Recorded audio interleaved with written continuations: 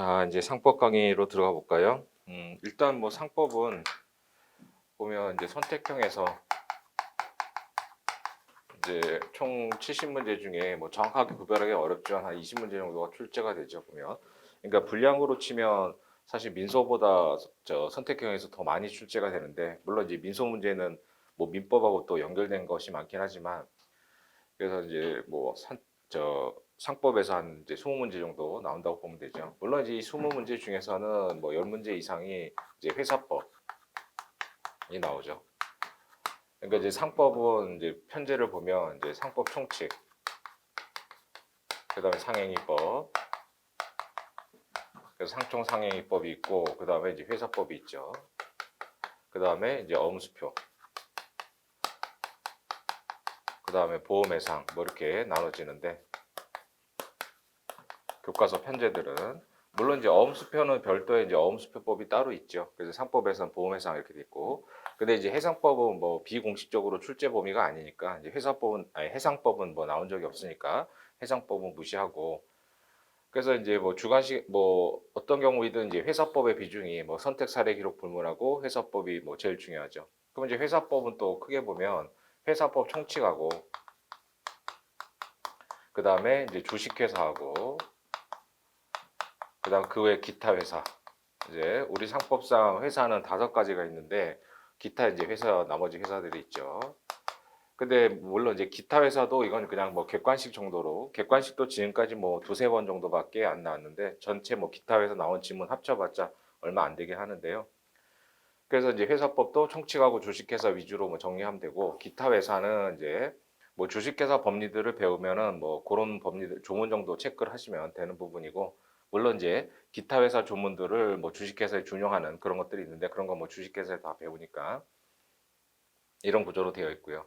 그래서 이제 엄수표 아니 그래서 이제 그 선택형 중에 그 선택형 중에서 또 한 반 이상이 회사법. 그래서 이제 기타 회사는 거의 안 나오니까 총칙하고 주식회사 파트가 많이 나오죠. 그러니까 이제 좁히고 좁히면 결국 이제 이 주식회사 파트가 제일 중요한, 주식회사하고 총칙하고 중요하고, 이제 그 다음에 뭐 상총 상행이 이렇게 되죠. 주관식 순서로 보면. 그다음 보험법도 사실 중요하고 뭐 막 어려운 쟁점들도 많은데 지금 뭐 사례로는 안 나오니까 보험법은 매년 뭐 선택형 한두 문제 정도 나오죠. 그러니까 선택형으로 뭐 한 문제 내지 두 문제 정도 나오니까 막판에는 뭐 보험법 버리긴 하는데 기본 강의니까 이제 뭐 중요한 쟁점들 위주로 한번 훑어볼 거고요. 사실 뭐 실무 변호사 되면 보험 사건도 많이 하게 되는데 시험과 관련해서는 사실 뭐 보험법이 뭐 선택형 한두 문제 정도니까 사실 뭐 막판에 투자하기 어려운데, 그러니까 기본 강의 때 좀 들어두시면은 도움이 될 거고요.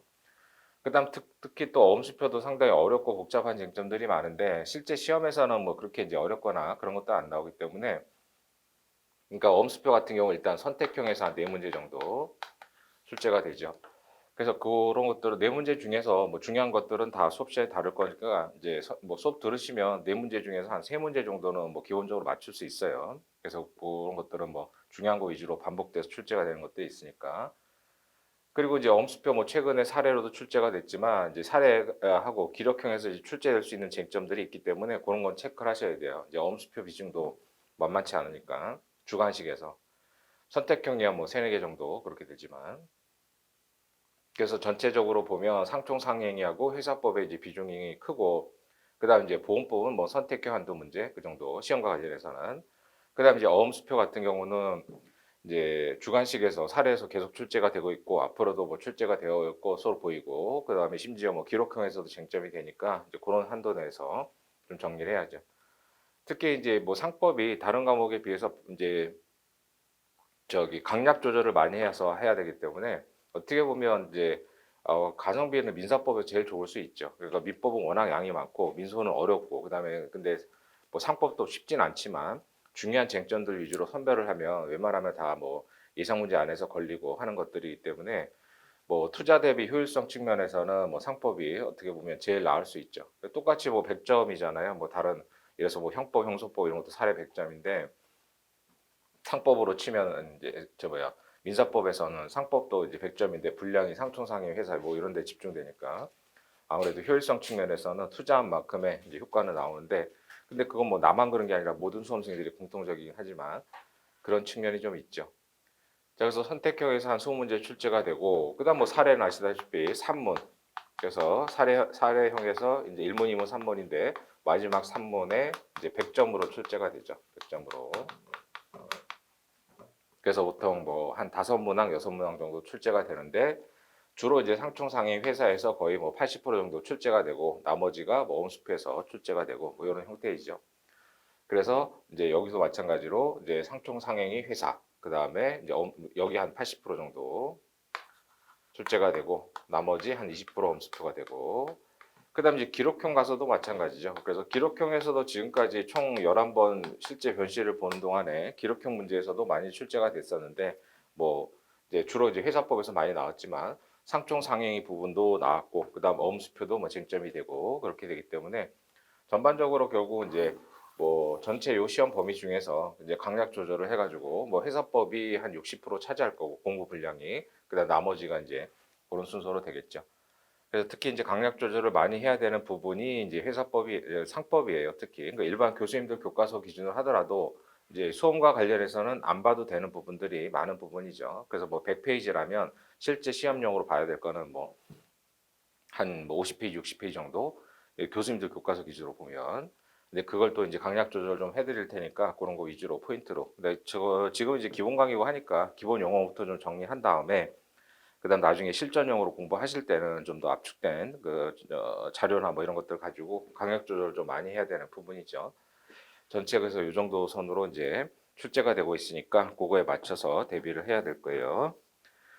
자, 그래서 오늘부터 이제 상법 총칙부터 순서대로 들어갈 건데, 자, 그래서 그 목차를 보세요. 제 1편이라고 되어 있는데, 그 상법 총칙 보면 1장의 총설이고, 그 다음 2장의 기업의 주체, 이렇게 돼 있죠.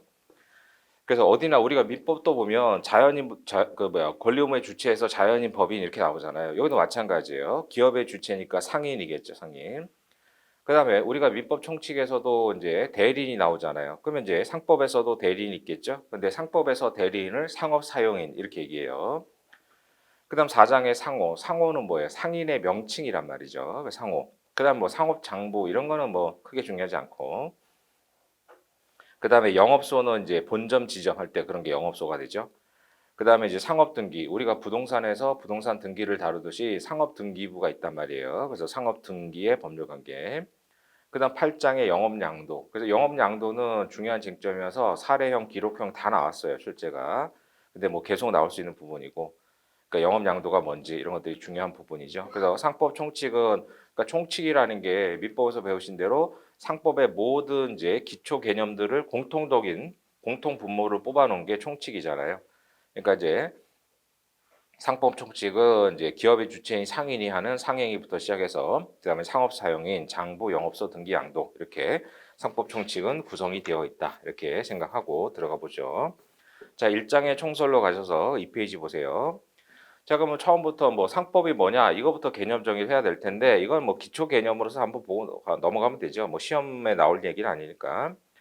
그러니까 모든 법의 앞에 보면 이제 그 법의 개념이 나오잖아요. 형법도 보면 맨 첫 번째 뭐 형법의 의 이렇게 나오죠. 그러면 이제 형식적 의미의 상법과 실질적 의미의 상법 이거 어디나 다 똑같잖아요. 그래서 민법도 형식적 민법, 실질적 민법 이렇게 돼 있죠. 그러니까 형식적 의미의 상법은 뭐 상법전 이거 하나일 거고 그다음에 실질적 의미의 상법은 이제 뭐 학설 대립이 있는데 이건 중요한 건 아닌데요. 그래서 그 일설에 보면 기업이 관련된 생활 관계를 규율하는 법이라는 게 기업법설인데 이때 말하는 기업이라는 게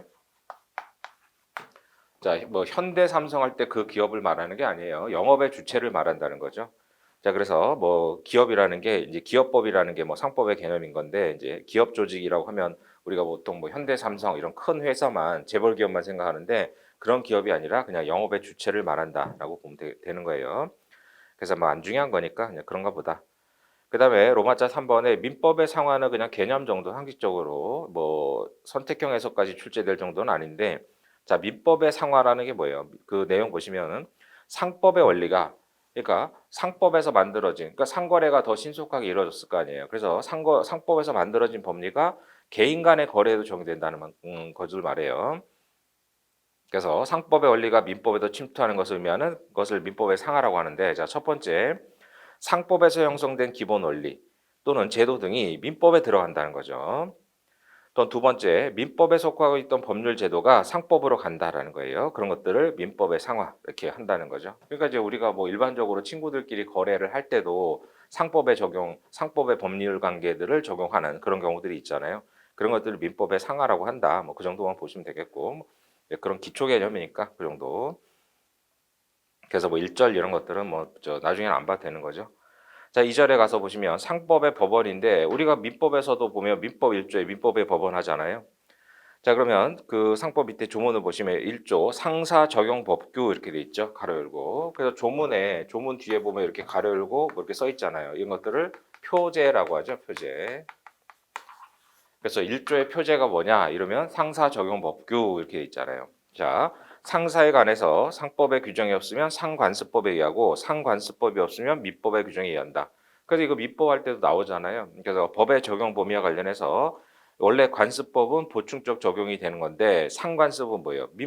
성문법이 민법보다 먼저 적용된다. 이런 얘기죠. 그래서 상법, 상관습, 민법 이렇게 한다는 거. 그래서 3페이지 가셔가지고 그럼 이제 상법 1조에 상사에 관해서 상법의 규정이 없으면 상관습이 없으면 민법이 이한다라고 했는데 과연 민법이 상법의 법원이 되느냐 이런 논의들이 있어요. 이것도 뭐 중요한 얘기는 아니죠. 자, 그래서 통설은 이렇게 해석하는 거예요. 1조는 민법이 상사 법률 관계에 대해서 적용된다는 거지 민법은 상법의 법원을 인정한 건 아니다 이렇게 해석을 해요. 상법의 법원으로 보는 건 아니다 이런 얘기로 뭐 그냥 그런 대립이 있는데 통설은 그렇게 본다라고 보시면 되겠고, 그래서 세 번째 줄 뒤에 그냥 특별법의 규정이 없으면 그냥 민법이 적용된다는 걸 확인한 거지 뭐 민법이 상법의 법원이 되느냐 그것까지 인정한 건 아니다 이렇게 알아두시면 되겠고, 그 다음에 두 번째 관습법은 우리가 민법에서 왔죠. 자, 개념 보시면은 상사관계에서 발생하는 계속적 관행이 법적 확신 단계에 이르는 거. 그러니까 관습법이 되려면 법적 확신을 받아야죠. 그러니까 뭐예요? 장사하는 사람들은 모두 다 이렇게 생각한다. 그게 상관습법이잖아요.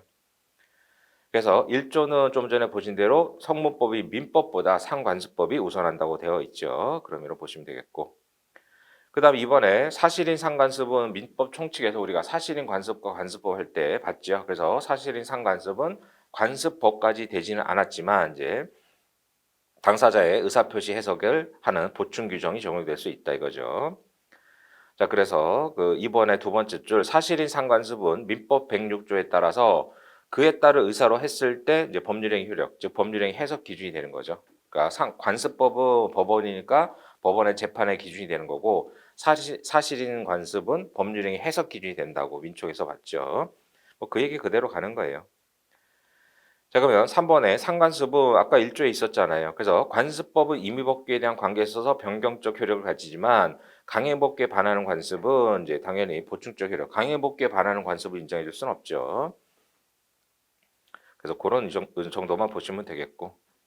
그 다음에 뭐 세 번째 줄에 예컨대 어원법 어쩌고 나오잖아요. 근데 그건 나중에 어원법에서 배울 테니까 넘어가고. 여기서 다 안 중요하고, 그다음 세 번째 보통거래 약관. 그 우리가 뭐 실생활에서 많이 접하잖아요. 어디 하다못해 어디 뭐 저기 컴퓨터 홈페이지 사이트 같은 거 가입할 때도 약관을 다 읽어보고 뭐 클릭하라고 하잖아요. 우리가 뭐 귀찮으니까 안 읽어볼 뿐이지만. 그래서 보통거래 약관은 사실 보험에 가면 보통 보험 약관이 중요하죠. 우리가 뭐 대부분 뭐 어떤 보험이든 하나씩은 다 들었을 텐데, 그럼 이제 보험계약 체결하고 나오면 보험회사에서 이렇게 두껍게 뭐 책처럼 돼가지고 약관 같은 걸 보내주잖아요. 뭐 잘 안 보지만 사실 약관은 이제 약관법 따로 있기도 하고 굉장히 실생활에서 많이 문제가 돼서 매년 대법원 판결을 모아보면 약관에 관한 판례들이 한 10개씩은 나와요. 근데 이제 시험과 관련해서는 그렇게 중요하진 않죠. 이게 뭐 이제 약관법에 적용 대상이 되니까 이게 특별법으로 빠져나가서 뭐 시험에서 잘 안 물어보지만, 자, 개념 볼까요? 명칭, 형태, 범위를 불문하고, 그러니까 이건 약관법에 다 있어요. 그러니까 약관법 읽어보면 다 나오는데 명칭, 형태, 범위를 불문하고 계약의 일방 당사자, 주로 이제 사업자들이 만드는 거죠. 다수 상대방과 계약을 체결하기 위해서 형식으로 미리 마련한 계약의 내용을 말하죠. 그러니까 사업자가 일방적으로 작성한 미리 마련한 것을 약관이라고 하죠. 그러니까 명칭, 형태, 범위를 불문하기 때문에 한 줄짜리 약관도 있단 말이죠. 그래서 보통 우리가 뭐 하다못해 영화를 봐도 뒤에 그 티켓 뒤에 보면 뭐 이렇게 써 있잖아요. 그런 것도 다 약관인 거죠. 자, 그래서 그 약관의 개념을 받고, 그래서 이제 2번에 그럼 약관이 계약의 당사자를 구속할 수 있는데 그 근거는 뭐냐? 그래서 학설 대립이 있지만 통설 판례는 계약설 또는 의사설, 즉 당사자들이 약관을 계약의 내용으로 편입시킨다는 뭐예요? 합의가 있기 때문에 계약을 규율하는 근거가 된다 이거예요. 그러니까 우리가 뭐 사실상 반강제적으로 회사들이 어떤 약관을 만들면 그거 클릭 안 하면은 가입 자체가 안 되고 그런 게 있긴 하죠. 그래서 이제 뭐 불공정한 약관 같은 거는 우리가 이제 뭐 다투고 이렇게 하는 거죠. 그래서 약관이 왜 계약의 내용이 되느냐? 당사자가 그 약관을 계약 내용으로 편입시키려고 합의를 했다. 이렇게 통설 판례가 해석하는 거죠. 자, 내용 보시면은 당사자의 구속력을 갖는 것은 그 자체가 법규범이다 아니에요. 그 법규범이 아니기 때문에 아니고 당사자가 계약 내용에 포함시키기로 합의를 한 거잖아요. 그래서 우리가 뭐 클릭할 때 그게 결국 이제 동의가 되는 거죠. 그래서 약관은 법규범은 아니죠. 법은 국회의원들이 만드는 거고 약관은 회사들이 만드는 거니까 법규범이 될 수는 없죠. 따라서 이제 내용에 포함시키기로 합의했다. 그래서 그 계약의 의사에 따라서 합치가 됐기 때문에 계약의 내용으로서 구속력을 갖는다 이런 얘기죠. 따라서 뭐예요? 약관 조항 중에서 개별적으로 저 10조는 우리 적용하지 말자, 배제하자. 뭐 이런 쪽은 가능하죠. 그래서 4페이지 가셔서 보시면 첫 번째 줄에 계약 내용에 포함시킨 계약서가 작성이 되면 구속력은 알지 못했더라도 배제할 수 없으나 명시적으로 약관 내용과 달리 약정했다. 그래서 약관 조항 중에서 10조와 관련된 거는 우리가 따로 약정하자. 그럼 따로 개별 약정이 우선하죠. 그런 것들은 이제 개별 약정 우선의 원칙 뭐 이렇게 얘기하죠. 그래서 3번 바로 내려가 보시면 보통 거래 약관과 모순되는 개별 합의가 있을 때는 당연히 뭐예요? 개별 합의가 우선하는 거죠. 그게 이제 의사설의 논거 아니에요. 그래서 약관을 계약의 내용에 편입시키자는 의사와 관련해서 약관법 아니 그 약관의 10조는 나랑 안 맞으니까 이거는 따로 약정하자. 충분히 가능하죠. 그래서 개별 약정이 우선한다. 그 정도. 그다음에 4번에 상사자치법은 뭐예요? 뭐 정관 같은 거 생각하면 되죠. 그러니까 이제 주식회사의 정관이 뭐예요? 그러니까 나라로 치면 헌법 같은 거잖아요. 그래서 주주들이 모여 가지고 정관을 정하는 거죠. 나중에 보시겠지만 정관은 주주총회 특별 결의 사항이에요. 그러니까 주주들이 모여 가지고 만드는 거죠. 우리가 뭐 국민 투표해 가지고 헌법을 정하듯이. 자, 그 상사자치법은 정관이다. 이렇게 생각하시면 돼요. 자, 내용 판례 보면 주주 간의 분쟁 등 일정 사유가 발생했을 때 제명시키되 회사가 주주에게 출자금 환급 주기로 하는 내용의 규정을 정관에 두는 것은 중대한 손해를 피하기 위한 것이라도 그러니까 정관의 근거를 둬가지고 다른 사람이 알 수 있도록 해줬는데 이건 안 된다는 거예요.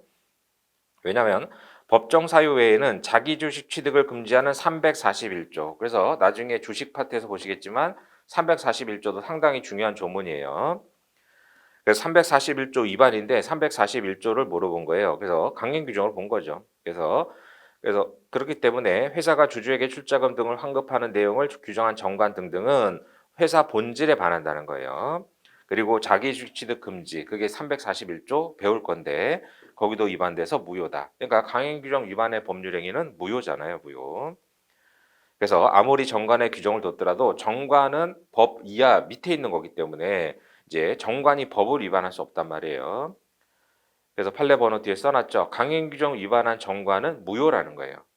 그래서 341조가 강행 규정이다. 일단 그렇게 알아두시고 그러니까 이 판례를 또 정확하게 이해하려면 뒤에 주식회사 가서 주식 파트를 배워야 되니까 341조 자기 주식 취득인데 뭐 상당히 중요한 조문이지만 일단 지금은 강행법규에 위반되는 정관 규정은 무효다. 그래서 우리가 뭐 헌법 이럴 때 배웠던 법당 개설에 따라 법률은 헌법 위반할 수 없고 이렇게 되죠.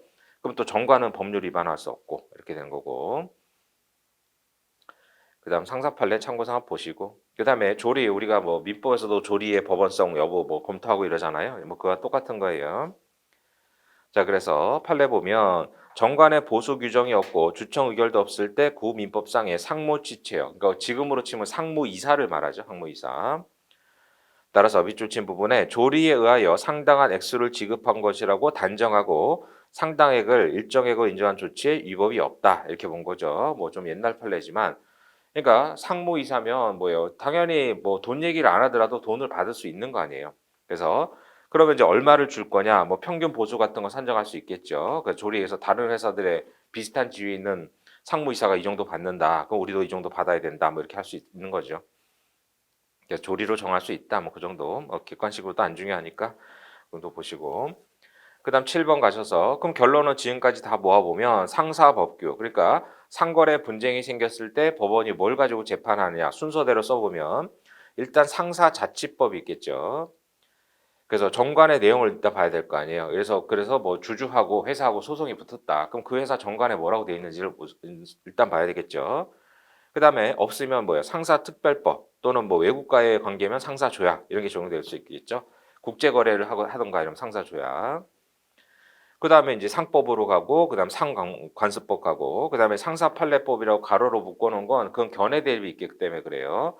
그 상사판례법이 과연 상사법규냐 그런 견해 대립이 있어서 가로로 묶어 놓은 거예요. 인정한다면 위치는 이제 민사자치법 앞에 들어간다 이거예요. 그다음 민사자치법, 그다음 민사특별법, 민사조약, 민법, 민사관습법 이렇게 하는 거죠. 그래서 이제 상사자치법, 상사특별법, 뭐 조약까지 문제되지 않을 테니까. 그래서 상사자치법, 특별법, 상법, 상관습 이렇게 그다음 판례법 이렇게만 알아두면 그 뒤는 이제 상법을 민법으로만 바꾸면 되죠. 그다음 맨 마지막에 조리. 그래서 가로로 묶어놓은 거는 법원성 적용 순서에 법원성과 관련해서 논란이 있는 학설 대립 있는 부분을 그렇게 묶어놓은 거예요. 그런 순서로 적용된다. 뭐 상식적으로 알아두시면 되고 시험에서 뭐 크게 나올 건 아니죠. 그다음에 3절에 그럼 상법의 적용 범위와 관련해서 뭐 1번 시간에서 뭐 소급표 뭐 장래후 이런 것들이 문제가 되잖아요. 항상 뭐 법을 개정하면 뭐 소급표 이런 게 문제가 되니까. 그래서 뭐 저기 네 번째 줄에 불소급의 원칙은 이제 법정 안정성 신뢰 보호 때문에 그렇잖아요. 그래서 내가 현재 진행되고 있는 법에 근거해서 어떤 행위를 했는데 갑자기 그 후에 법이 바뀌어 가지고 나는 개정법에 적용을 받는다. 그럼 이제 신뢰 보호를 깨는 거죠. 그래서 불소급의 원칙은 이제 그런 신뢰를 보호할 필요성이 있을 때 하는 정책적 문제다 이거죠. 그래서 그 뭐 그런 취지에서 개념만 보시면 되고 그다음 로마자 2번 가셔 가지고 사람에 대한 적용 범위에서 그나마 이제 외울 게 좀 나오기 시작하는데 자, 구조 보세요. 상법 구조. 지배인, 상호, 상업장부, 상업등기는 소상인에게는 적용되지 않아요. 그래서 이것도 뭐 객관식으로도 뭐 그러니까 상법은 특히 객관식에 조문이 많기 때문에 아까 말씀드렸던 객관식 한 20문제 중에 한 또 6, 7문제는 조문 자체를 묻는 게 많아요 또. 뭐 특성상 그럴 수밖에 없는데. 그래서 이런 것도 앞졌다서요. 뭐 지호 등장 뭐 이렇게 외우세요. 그래서 지배인, 상호, 상업장부, 상업등기, 그래서 지호 등장 뭐 이렇게 앞졌다서 요 네 가지는 이제 소상인에겐 적용되지 않는다. 그럼 또 소상인이 뭔지 알아야 될 거 아니에요? 그 시행령에 있어요. 그래서 상법 구조에 따른 소상인은 자본금이 1,000만 원에 미치지 못하는 그 뭐예요? 1,000만 원 미만이겠죠. 상인 중에서 회사가 아니어야 돼요. 딱 자 그래서 회사면 뭐예요? 회사면 소상인이 될 수 없는 거죠.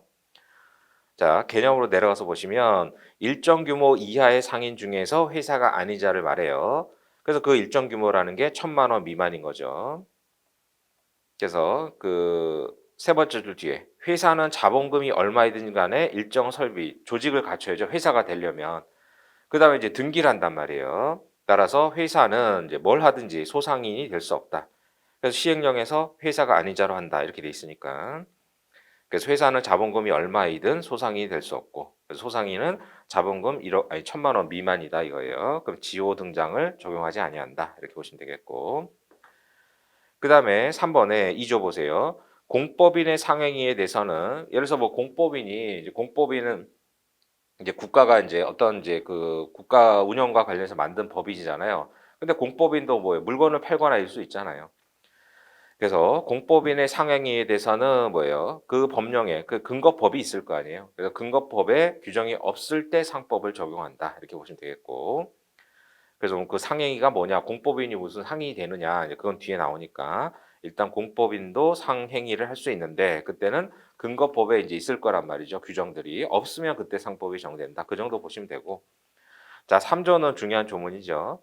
당사자 중 1인의 행위가 상행일 때는 전원에 대해 상법을 적용한다. 그러니까 3조 자체는 뭐예요? 1대1을 전제로 해서 자, 갑과 을이 어떤 법률 행위, 주로 뭐 계약이겠죠. 계약을 해요. 근데 갑이 상인이거나 또는 을이 상인이거나 그러니까 일방이 상인일 때도 뭐예요? 상법을 적용한다는 거죠. 3조가 그 얘기죠. 그러니까 당사자, 대립하는 당사자 중에 한 명이 상인일 때는 아니 그 행위가 상행일 때는 전원에 대해서 상법을 적용한다. 그러니까 갑은 상인이고 을은 비상인이라고 해서 갑은 상법 적용받고 을은 민법 적용받고 이러면 안 될 거 아니에요. 그래서 상행일 때는 전원의 본법을 적용해요. 근데 우리 판례는 그걸 확대해서 그래서 뭐예요? 일방 당사자가 여러 명일 수 있잖아요. 예를 들어서 갑이 을병정과 계약을 체결하는데 정만 상인이란 말이죠. 그래도 전부 상법 적용된다고 확대해서 가는 거예요, 판례가. 그래서 마지막 문단 판례 볼까요? 3조에 따라서 당사자 중 1인의 행위가 상행일 때는 전원상법 적용되므로 당사자 일방이 수인인데 그 중에 한 명만 상행위가 되더라도 전원의 상법, 그래서 갑을병정 모두 상법이 적용된다. 이렇게 확대 해석을 한 거죠.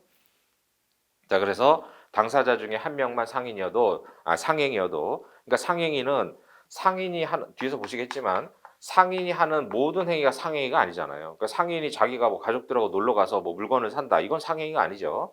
그러니까 상인이라고 해서 무조건 상행위가 아니기 때문에 상인인지 상행위인지를 검토해야 돼요.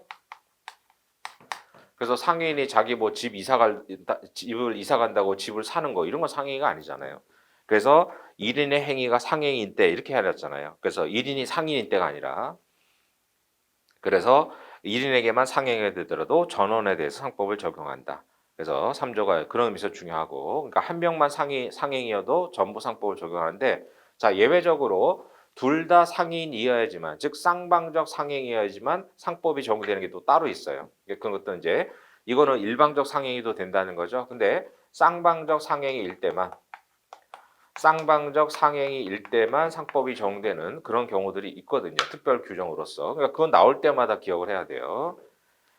그래서 그런 예외적인 경우가 아닌 한 한 명만 상행위가 돼도 전부 상법 적용된다. 그래서 3조는 뭐 중요한 의미가 있죠. 그래서 특히 우리 이제 시험에서 사례형 기록형 같은 경우는 이게 상법이 적용되느냐, 민법이 적용되느냐에 따라서 뭐 상사시효, 상사이율 이런 게 문제되잖아요. 그러니까 항상 그런 걸 염두에 둬야 돼요. 이게 상법이 적용될지 민법이 적용될지. 그래서 그거에 대한 기초가 되는 조문이 3조죠. 3조. 그래서 3조가 중요한 거고. 자, 뭐 서론 됐고, 그다음에 6페이지 가셔서 기업의 주체. 아까 말씀드린 대로 민법 총칙도 보면 앞에 뭐 신이치 권리남용 일반론 서술을 댄 다음에 권리의 주체에서 자연인 이렇게 나가잖아요. 여기도 마찬가지예요. 기업의 주체를 뭐라고 해요? 상인이라고 한단 말이죠. 그러니까 뭐 현대삼성 같은 그 기업도 상인이고 내가 물건 판다. 그럼 나도 상인인 거고 이렇게 되는 거죠.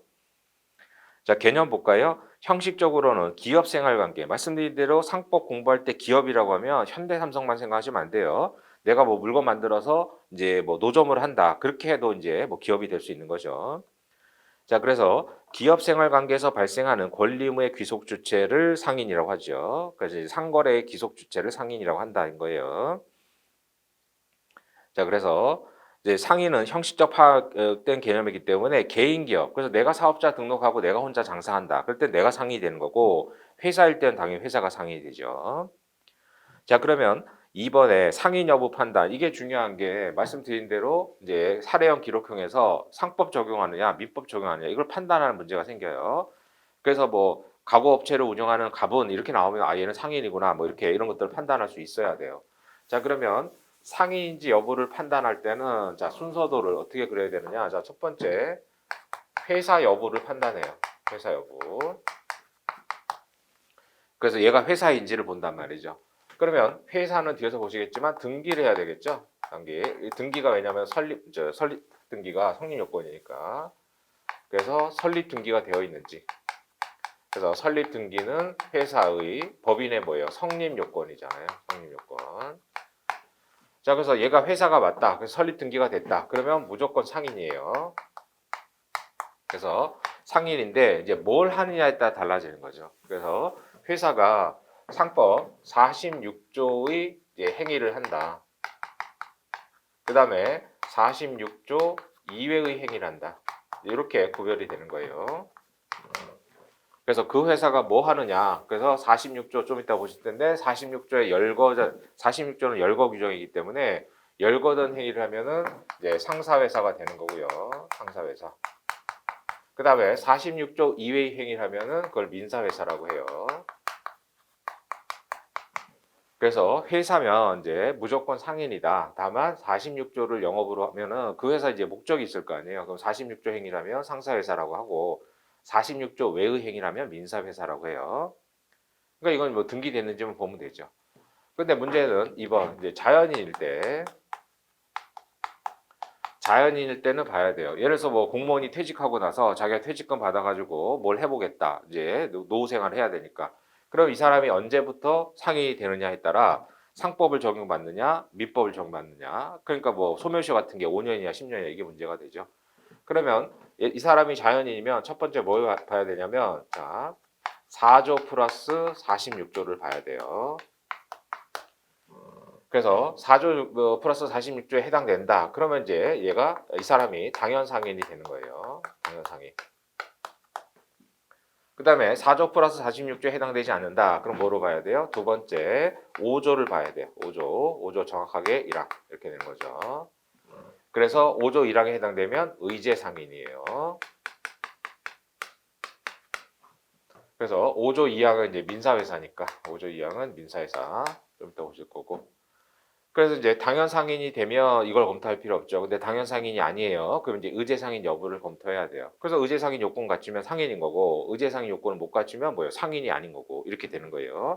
그러니까 이런 순서대로 검토를 한다. 이제 그걸 써놓은 거예요. 자, 2번에 보시면 상인 여부 판단 1번 회사 여부를 처음에 검토를 해요. 자, 회사는 상행위, 여기서 말하는 상행위가 뭐예요? 46조를 말해요. 그래서 46조에 열거된 상행위를 말해요. 그러니까 회사는 46조 상행위를 하지 않더라도 상인으로 본다. 5조 2항 나왔죠? 그래서 민사회사. 그러니까 46조 행위를 하면 상사회사고 46조 외의 행위를 하면은 민사회사다. 이렇게 알아두시면 돼요. 그 다음에 회사가 아닌 자연이라면 자 46조 각호 행위를 영업으로 하고 있는지 그게 4조 플러스 46조예요. 그 다음에 이제 왜냐 기본적 상행위 그게 46조를 말해요. 그럼 뭐 뒤에서 보실 거고 46조의 기본적 상행위를 하게 되면 얘가 뭐가 된다고요? 당연상인이 된다고요. 당연상인이. 그 다음에 세 번째 46조의 행위가 없었을 때는 의제상인 여부를 즉 5조 1항의 의제상인 여부를 검토해요. 그래서 왜냐 이제 의제상인은 46조 상행위를 하지 않더라도 상인으로 보기 때문에 5조 1항 이렇게 돼 있죠. 그러니까 요 순서를 정리한 거예요. 그렇게 판단한다. 그래서 특히 이제 뭐 회사 여부는 크게 문제 뭐 눈에 보이니까 쉬워서 잘 안 될 거고 자연인 이게 나올 거란 말이에요. 그래서 자연인이 공무원을 퇴직하고 뭐 퇴직금 받아서 그거 가지고 뭐 할 목적으로 이제 은행에서 대출을 더 받거나 뭐 이럴 수 있죠. 또는 뭐 식당 운영하려고 냉장고를 사거나 이럴 때 얘가 상인이냐 이런 것들 문제 되는 거예요. 자, 그럼 이제 당연상인부터 가서 보시면 4조 볼까요? 상인 당연상인 이렇게 돼 있죠. 자기 명의로 상행위 하는 자를 상인이라고 한다. 이거죠. 그러면 자기 명의는 우리가 민법에서 봤죠. 명의는 뭐예요? 명의는 권리 의무의 귀속 주체죠. 그래서 명의는 권리 의무의 귀속 주체고 그럼 비교해서 계산은 뭐예요? 계산은 손해와 이익, 줄여서 손익 이렇게 얘기하잖아요. 손해와 이익의 귀속 주체가 계산이죠. 그러니까 자기 명의로, 그러니까 손해 이제 계산은 타인 계산하더라도 자기 명의로 상행위 하면 그 사람이 상인인 거예요. 자, 내용 볼까요? 자기 명의란 권리 의무의 귀속 주체예요. 따라서 손해와 이익의 귀속 주체인 계산하고 다르죠. 나중에 이제 자기 주식 취득할 때도 뭐 이런 얘기들이 나올 거예요. 뭐 상법의 기본 개념이니까요. 자, 판례 보시면 상인은 자기 명의 상행위자인데 자기 명의란 상행위부터 생기는 권리 의무의 귀속 주체죠. 따라서 실질 동감 쳐두시고 그러니까 실질에 따라 판단한다. 예컨대 뭐 남편이 부인 명의로 사업자 등록을 내고 자기가 사업을 할 수가 있잖아요. 자, 그럴 때도 마찬가지로 실질 가지고 누가 상인이냐 진짜 상행위 하는 사람이 상인이다 이거죠. 명의자가 아니라. 자, 그래서 행정관청에 대한 인허가 명의나 국세청 신고한 사업자 등록상의 명의와 실제 영업상 주체가 다를 때 누가 상인이 된다고요? 실제 영업상 주체. 그래서 실제 거기도 동감 쳐두시고. 그래서 자기가 뭐 회사 운영하다가 부도가 났다. 그럼 자기 이름으로 이제 사업자 등록이 또 안 되잖아요. 그러니까 뭐 다른 친구 명의나 뭐 동생 명의나 가족 명의로 할 수 있죠. 그렇더라도 명의자가 상인이 되는 게 아니라 실질에 따라서 판단한다는 거죠. 그래서 누가 상인이냐? 실제 행위자가 상인이라는 거예요. 명의자가 상인이 아니라. 그다음에 그 아래 문단에 당연 상인이 스스로 영업 행위를 하지 않고 타인에게 대리시켜 뭐 상관없잖아요. 대리인 두는 거 뭐 상관없죠. 법률행위 항상 뭐 특별한 사정이 없는 한 대리가 될 수 있으니까. 그 다음에 24조 명의대여자 나오는데 그건 해당 부분에서 보실 거고 아주 중요한 쟁점이에요. 그래서 그거는 뭐 명의대여자 책임 따로 보니까 그때 보실 거고. 그래서 자기 명의는 권리의무의 귀속 주체고 따라서 사업자 등록을 타의 명의로 해놨더라도 자기가 이제 그 영업의 주체가 되면 실질에 따라서 상인은 명의자가 아니라 행위자가 된다. 이렇게 알아두시고. 자, 그다음에 그럼 4조에서 자기 명의로 상행위를 한다 그랬잖아요. 자, 그래서 4조는 요건이 두 가지죠. 자기 명의. 그 명의의 개념은 지금 봤고. 그다음에 상행위를 해야 되는데 여기서 말한 상행위가 뭐냐고요? 46조에 열거된 상행위를 말한다 이거예요.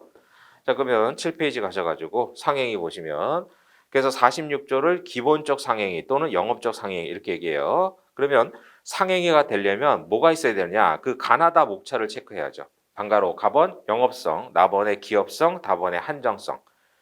그래서 가번의 영업성 보시면 이 영업이란 개념이 이제 뭐예요? 내용을 보시면 영리를 목적으로 동종 행위를 반복하는 걸 영업이라고 해요. 따라서 영업성의 기본 개념은 세 가지예요. 그래서 밑줄 쳐놨죠? 영리성, 계속성, 영업의사가 있어야 돼요. 자, 그러면 로마자 1번에 영리성의 개념은 상법에서 두 가지 의미로 쓰여요. 자, 영리라는 게 우리가 보통 생각하는 건 뭐예요? 영리는 돈 번다는 거잖아요. 그러니까 이제 이윤을 추구한다는 거죠. 이윤을 추구.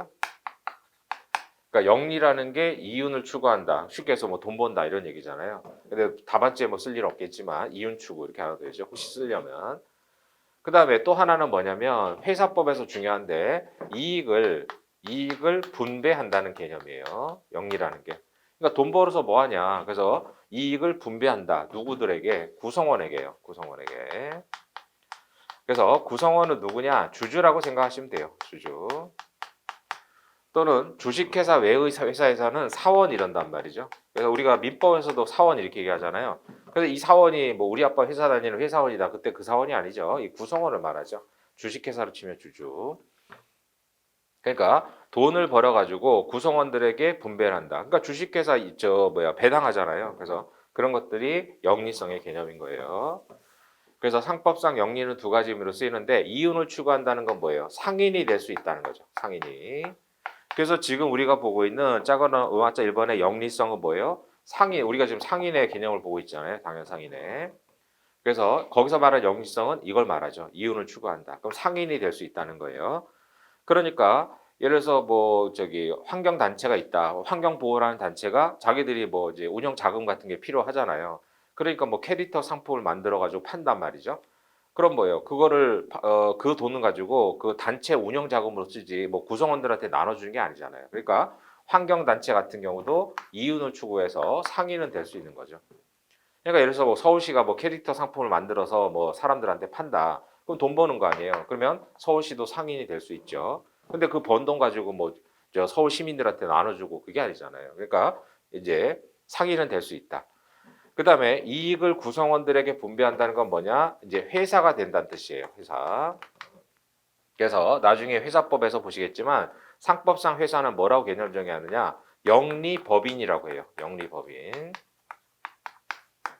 그래서 이때 말한 영리는 뭐라고요? 돈을 벌어서 뭐예요? 그 구성원들에게 나눠준다. 그러니까 주식회사라는 게 돈을 벌어서 주주들한테 배당을 해주는 거잖아요. 자, 그래서 서울시가 캐릭터 상품을 만들어서 판다. 그렇게 되면 뭐예요? 서울시는 상인은 될 수 있어도 회사는 될 수 없다. 이렇게 표현하는 거죠. 그래서 환경단체가 뭐 캐릭터 상품 만들어서 뭐 노트 같은 거 만들어서 판다. 운영 자금으로. 그러면 그 환경단체는 상인은 될 수 있죠. 돈 버는 거니까. 그러나 회사는 될 수 없다. 이렇게 되는 거예요. 그래서 여기서 지금 우리가 상인의 개념을 보고 있는데 상인의 개념으로서 영리성은 이윤을 추구한다 이거죠. 자, 그래서 두 번째 줄에 영리성이 있어야 되기 때문에 세 번째 줄 영리성은 이윤 추구를 말하죠. 따라서 구성원에게 이익 분배까지를 의미하는 건 아니에요. 상인의 개념으로서. 따라서 회사가 아닌 공법인의 경우에도 뭐 상품 같은 거 만들어 팔 수 있잖아요. 그래서 공법인이나 이런 이제 그 공익 단체 이런 데도 마찬가지죠. 그런 경우에도 영리성이 인정될 수 있다 이거예요. 그래서 여기서 말하는 영리는 이윤을 추구한다. 세 번째 줄에 이윤 추구 이게 포인트고. 그다음에 계속성이 있어야 돼요. 그러니까 오늘 딱 한 번 하고 만다. 그러면 그건 뭐예요? 상인이 될 수 없는 거죠.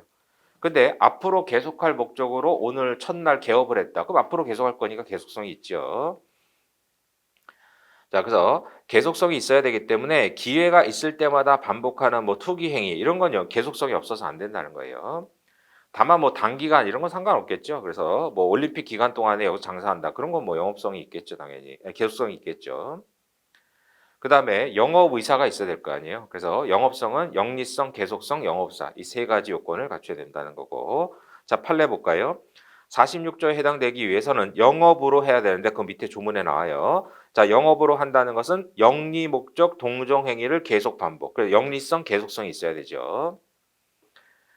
그래서 그 뒤에 뭐 사실관계도 가끔씩 뭐 모의시험 같은 데 물어보던데 구 대한광업진흥공사법의 규정에 비춰볼 때 대한광업진흥공사가 광업 자금을 광산업자들한테 융자를 해주고 뭐 이자를 받잖아요. 이런 것들은 그래서 그 뭐예요? 대한광업진흥공사가 광산업 하는 사람들의 편의를 위해서 싸게 이자를 받고 빌려주는 거잖아요. 그래서 그 공사가 뭐 돈 벌 목적으로 하는 게 아니죠. 그래서 영리 목적이 아니다. 영리성이 없다. 그럼 뭐예요? 상인이 아니라는 거죠. 상인이 아니니까 뭐예요? 민법 적용된다는 거예요. 그래서 뭐 소멸시효 같은 거 문제되면 10년이다. 뭐 이런 얘기로 가는 거죠. 그다음 법정 이자는 6% 아니라 5%뭐 이렇게 가는 거예요. 그런 의미로. 그래서 이제 영리성이 없기 때문에. 그래서 영리성은 영업성이 있어야 되는데 영업성은 이제 상행위가 되려면 상행위는 영업성이 있어야 되는데 영업성은 영리, 계속성, 영업 의사를 요구한다. 이렇게 보시면 되겠고. 그다음에 기업성이 있어야 돼요. 그 나번에 기업성은 현대삼성 얘기하는 게 아니라고 그랬어요. 기업성은 이제 자기가 영업의 주체가 돼야 된다 이거죠. 그래서 뭐 1인 기업 이런 얘기 많이 하잖아요. 그래서 그때 기업이에요. 현대삼성만 얘기하는 게 아니고. 그래서 그거는 이제 밑에 보시는 46조 조문인데 밑에 조문 박스를 보세요. 자, 46조 기본적 상행이 영업으로 해야죠. 영업으로. 그러나 오로지 따라서 임금받을 목적으로 물건을 제조. 그건 종업원이잖아요. 종업원. 그다음에 노무에 종사하는 자는 그러하지 아니하다. 그게 기업성이에요. 그래서 올라가셔 가지고 나번에 영업으로 하더라도 오로지 임금받을 목적으로 시키는 거 만든다. 그렇게 될 때는 자기는 상인이 아니라 그냥 종업원에 불과하죠. 그래서 그 시킨 사람이 상인이 되는 거고. 그래서 그걸 기업성이라고 하고. 그다음 한정성은 말씀드린 대로 46조는 열거적 규정이라고 그랬어요. 그래서 그 세 가지 요건을 갖춰야 상행위가 된다. 그래서 영업성, 기업성, 한정성. 영업성 안에 영리성, 계속성, 영업의사 세 가지 그렇게 있다는 거. 그다음 뭐 특별법은 뭐 시험 범위 아니니까 넘어가고. 그럼 이번에 가셔서 당연상행 개념의 기초가 되는 기본적 상행위, 즉 46조를 영리 목적으로 해야 된다 그랬죠.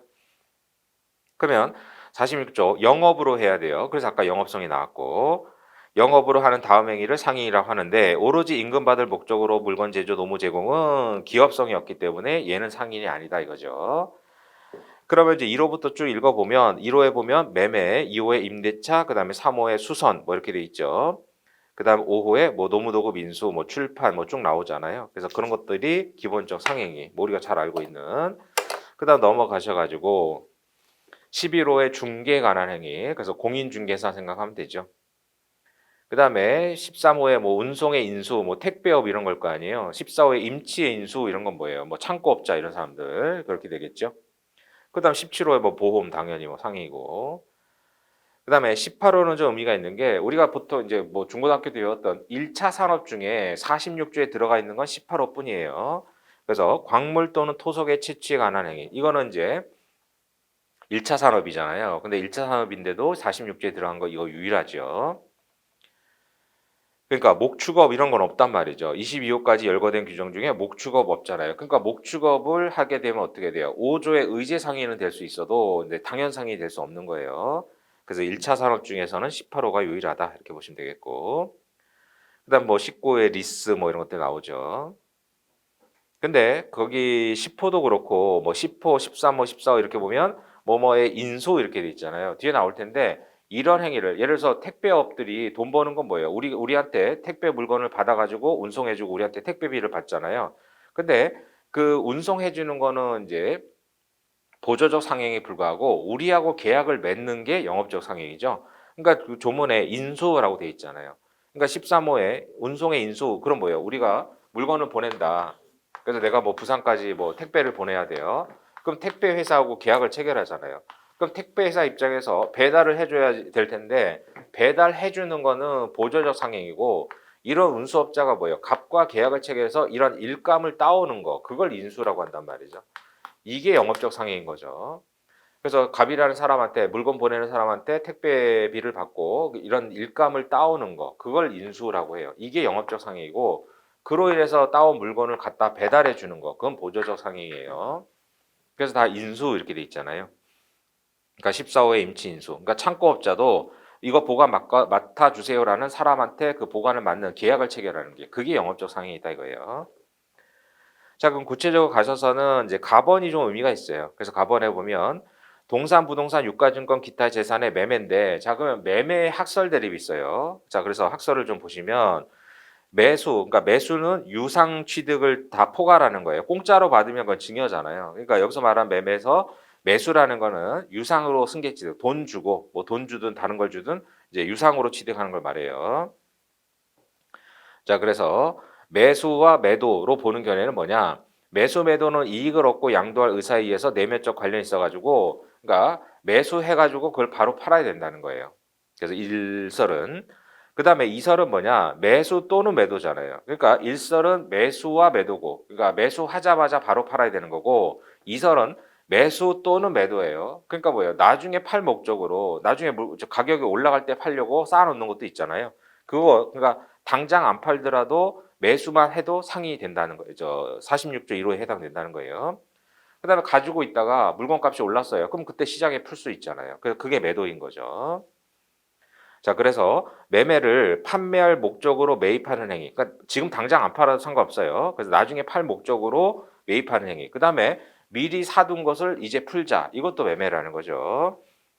즉 매입과 판매가 내면적 관련성만 있으면 된다는 거예요. 그러니까 자기가 뭐 물건을 만들어서 파는 건 매매가 아닌 거고 나중에 팔 목적으로 사는 거, 그다음에 사놨던 것을 지금 파는 거, 이걸 매매라고 본다. 그게 통설이에요.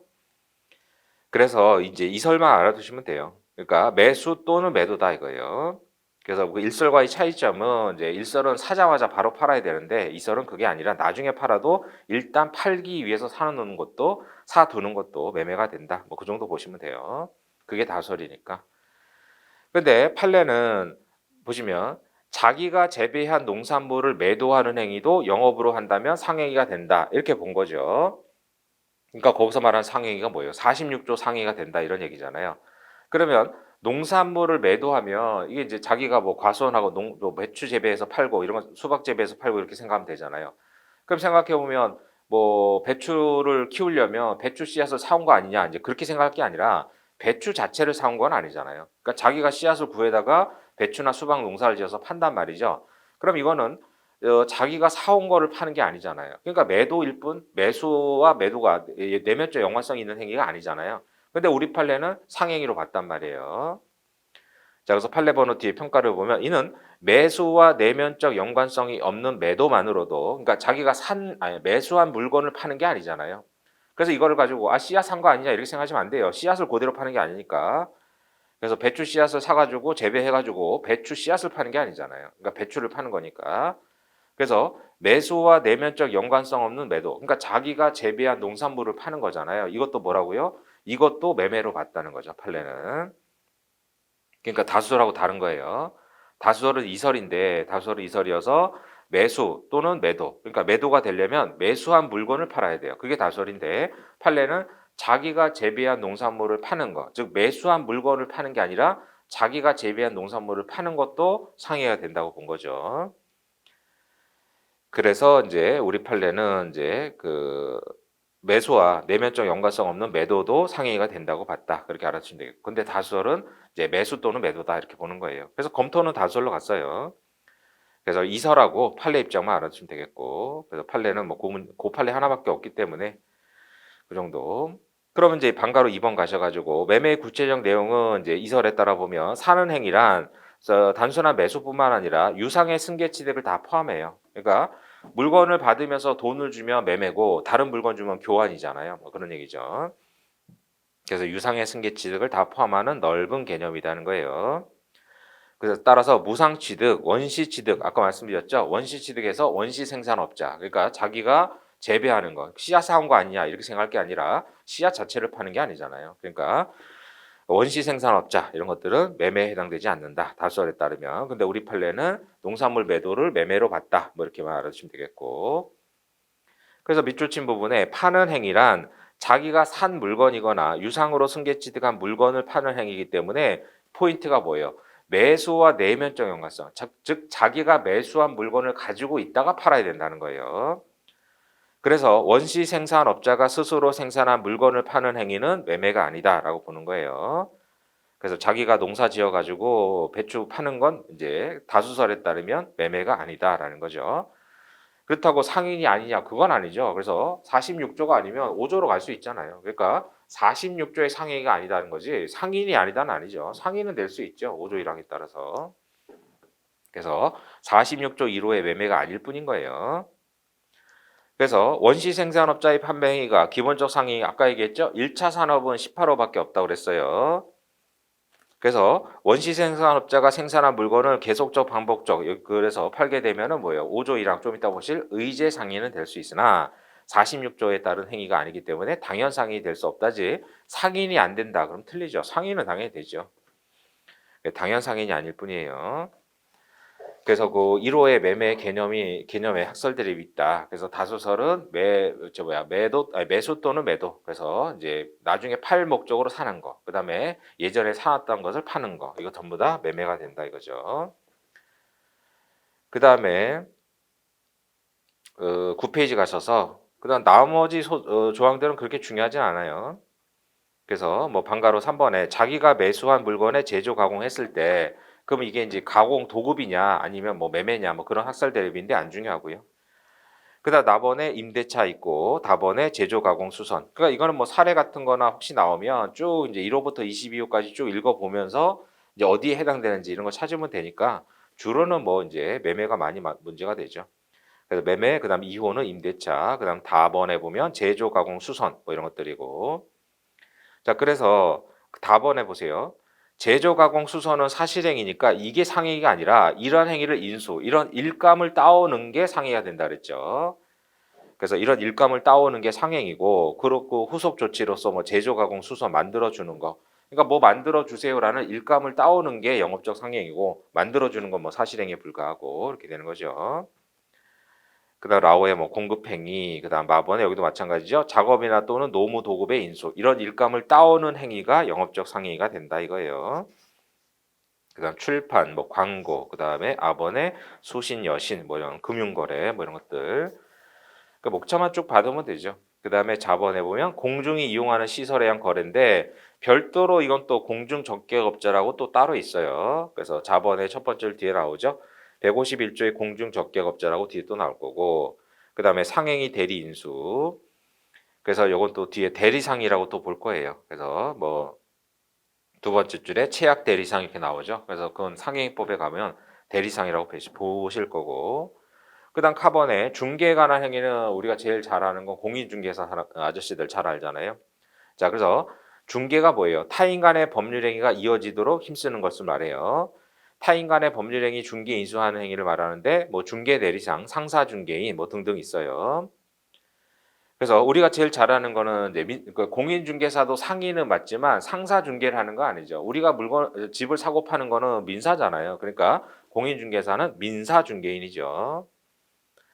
자, 그래서 두 번째 줄에 중개인이 중개하는 법률 행위는 상사 중개뿐만 아니라 민사 중개. 그러니까 우리가 집을 사고 파는 거는 개인들끼리 파는 거는 상행위가 아니니까 공인중개사는 민사 중개인이죠. 그래서 판례 보세요. 부동산 중개 업무는 11호에서 정하고 있는 중개에 관한 행위이기 때문에 뭐예요? 기본적 상행이다는 거예요. 그럼 상사 중개는 뒤에 또 나와요. 별도로 중개인이 따로 있어요. 그래서 이제 부동산 중개, 공인중개사의 중개 업무는 상행위 자체는 맞죠. 근데 이제 민사 거래를 중개하기 때문에 민사 중개인이고 상사 거래 중개하는 상사 중개는 저 뒤에 상행위법에 따로 있다라고 보시면 되겠고. 그다음 타번에 위탁 매매, 파번에 운송 인수 뭐 그런 것들 택배업 생각하면 되고. 그다음 하번에 임치 인수는 창고업자 이런 거. 그다음 뭐 신탁 인수, 신탁법에 뭐 따로 있으니까요. 뭐 그런 것들. 그다음에 뭐 17호에 보험, 뭐 보험의 개념 잘 아실 테니까. 그다음에 18호 말씀드린 대로 1차 산업 유일한 거죠. 그래서 원시 생산업자의 상행위 중에 46조에 있는 것은 광물 토속 채취 이것뿐이다라는 거고. 그래서 22호까지 쭉 있죠. 그래서 혹시나 뭐 사례 문제에서 문제가 되면 뭐 특수한 어떤 행위를 할 거 아니에요. 그럼 46조를 쭉 이제 스크린하면서 걸리는 걸 찾는 그 정도예요. 자, 그래서 46조에 열거된 행위를 4조 그래서 이제 뭐예요? 자기 명의로 상행위를 하게 되면 당연 상인이 되는데 그럼 46조 외의 행위하면은 상인이 아닌 거냐? 그게 문제가 되잖아요. 그러니까 46조는 딱 22가지밖에 없기 때문에 우리나라에서 뭐 희한한 상행위도 많잖아요. 그 희한한 행위에서 돈 버는 사람도 많죠. 그러니까 그런 사람들을 규율할 때마다 법을 개정할 수는 없으니까 5조를 둔 거잖아요. 자, 그래서 의제상인이라고 하죠. 자, 5조의 의제상인 보면 1항은 점포 기타 유사한 설비, 그래서 줄여서 상인적 설비라고 하죠. 점포 기타 유사한 설비에 의하여 상인적 방법으로, 그래서 상인적 설비를 가지고 상인적 방법으로 영업을 하는 자는, 그러니까 뭐예요? 의제상인도 뭘 해야 돼요? 영업을 해야 돼요. 그러니까 영업이니까 아까 뭐예요? 영리성, 계속성 영업사가 있어야 돼요. 의제상인도. 그래서 영업하는 자는 뭐예요? 46조의 상행위를 하지 아니하더라도 이런 얘기죠. 그러니까 46조 상행위를 하지 않더라도 뭐로 본다고요? 상인으로 본다라는 거예요. 그다음에 2항에 나왔죠. 회사는 46조 상행위 하지 않더라도 전항과 같다. 상인으로 본다 이거예요. 개념 보면 46조는 열거 규정이기 때문에 신종 상행위가 생겼을 때 그걸 규율을 못 하잖아요. 그때마다 법을 개정하고 힘들죠. 따라서 당연상해처럼 상인적 설비를 갖추고 상인적 방법으로 영업을 하면 46조의 영업이 아니어도 상인으로 보겠다. 그게 5조 1항인 거죠. 따라서 이제 밑줄 친 부분에 상법에 열거된 46조와는 관계없이 상인적 설비와 상인적 방법으로 영업으로 하면 그런 신종 상행위도 이제 상행위로 봐주겠다. 그러니까 상인이 된다. 이런 얘기죠. 그래서 46조는 열거적 규정이니까. 따라서 이제 46조를 하면 아까 얘기한 대로 당연상인, 46조 외의행위라면 의제상인 이렇게 되는 거죠. 물론 둘 다 뭐예요? 영업으로 해야죠. 그래서 마지막 줄에 뭐예요? 뭘 하든 영업으로 하지 아니하면 상인이 될 수 없는 거예요. 그래서 아까 영업으로는 공통 요건이다. 그러면 5조 1항을 뭐라고 하냐면 상인적 설비로 한다고 그랬죠. 그래서 뭐예요? 설비 상인 이렇게 얘기해요. 12페이지 가서 보시면. 그래서 5조 1항은 설비상인, 5조 2항은 민사회사 이렇게 얘기하는데 자, 설비상인은 상인적 설비와 상인적 방법이잖아요. 자, 그러면 상인적 설비 가서 보시면 물적 설비로서 영업소 상업정보 상호, 그다음에 인적 설비로서 상업사용인 등을 말하죠. 따라서 농산물을 자기가 뭐 행상을 한다, 길거리에서 판다. 그러면 그거는 뭐예요? 물적 설비가 없잖아요. 그러니까 의제상인조차도 안 되는 거예요.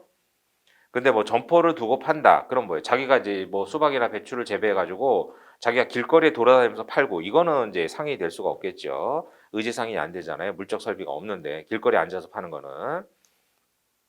근데 점포 기타 유사한 설비를 가지고 판매하면은 뭐예요? 의제 상인은 될 수 있겠죠. 그래서 뭐 점포 기타 유사한 설비, 그래서 이동식 차량에다 두고 뭐 판다. 그런 것들은 점포 기타 유사한 설비가 될 수 있을 거 아니에요. 그래서 점포라는 건 고정되어 있는 부동산 같은 걸 말할 거고 유사한 설비는 뭐 트럭 같은 데 이렇게 이동식으로 파는 거 있잖아요. 뭐 그런 것들 생각하면 되겠죠. 그래서 뭐 커피 같은 것도 무슨 차 이렇게 끌고 다니면서 파는 사람도 있잖아요. 그런 것들은 이제 유사한 설비라고 볼 수 있겠죠. 그렇게 되면은 뭐 의제상이 될 수 있는 거고. 그다음에 나번에 그럼 이제 상인적 설비는 물적 설비, 인적 설비가 됐고 그다음 상인적 방법은 뭐 개념 뭐예요? 첫 번째 줄에 그냥 누가 보더라도 '아 장사하는구나.' 이거잖아요. 근데 뭐 답안지는 그렇게 쓸 수 없으니까 당연 상인이 영업하는 것과 같은 방법이다 이거죠. 상인적 방법이란. 누가 보더라도 '저건 장사하는 거다.' 이렇게 알 수 있으면 이제 상인적 방법인데 당연 상인이 영업하는 것과 같은 방법이다 이렇게 알아두시고 그다음 그 판례도 뭐 그냥 객관식으로 해요. 뭐 개 같은 거는 뭐 많이 알잖아요. 그 개념은. 뭐 낙찰개 이런 거 하죠. 자, 그래서 낙찰개는 결국은 인제 뭐 민사법률관계가 적용된다라고 본 거예요. 그래서 자, 첫 번째 줄 뒤에 낙찰개는 개주의 개인 사업으로 운영되는 상호신용법 소정의 뭐 상호신용계에 유사한 무명계약 일종인데 매월 낙찰받아서 계금을 수령한 개원이 불입한 불입금을 공제한 나머지를 균등분할해 가지고 순서대로 이제 돈을 받는 거죠. 따라서 계주로부터 대여받은 금원에 해당되는 계금에 관한 원리금 변제 성질을 갖고 있다라는 거예요. 따라서 계불입금 그래서 이제 계주들이 한 달에 얼마씩 내잖아요. 그럼 채권 관계는 일시에 발생해서 확정되고 다만 뭐예요? 쪼개서 내는 거죠. 따라서 기본이 되는 정기금 채권에 관한 채권. 그래서 뭐 1년 이내 정기로 매달 얼마씩 내는 채권이니까 이제 민법 163조에 따라 3년이냐 그게 아닌 거죠. 액수는 딱 정해져 있고 그러니까 우리가 총 1인당 500을 내야 되는데 500을 한 번에 못 내니까 한 달에 50만 원씩 내자 뭐 이렇게 되는 거잖아요. 그래서 1년 이내 정기로 지급하는 채권이 아니기 때문에 민법 163조에 따른 3년의 소시가 걸리는 게 아니라는 거죠. 또한 계불입금 채권을 원금과 이자로 나눠 가지고 이자만 3년이냐 그것도 아닌 거죠. 그래서 전체 개원들이 모여 가지고 우리 이제 1인당 500 내는데 뭐 500 목돈은 못 내니까 한 달에 뭐 50만 원씩 쪼개 가지고 또는 한 달에 뭐 35만 원씩 내자 뭐 이렇게 정하는 거잖아요. 그래서 3년 CO도 안 걸리고 그다음에 이자 부분만 3년인 것도 아니고 이자의 개념이 아니니까.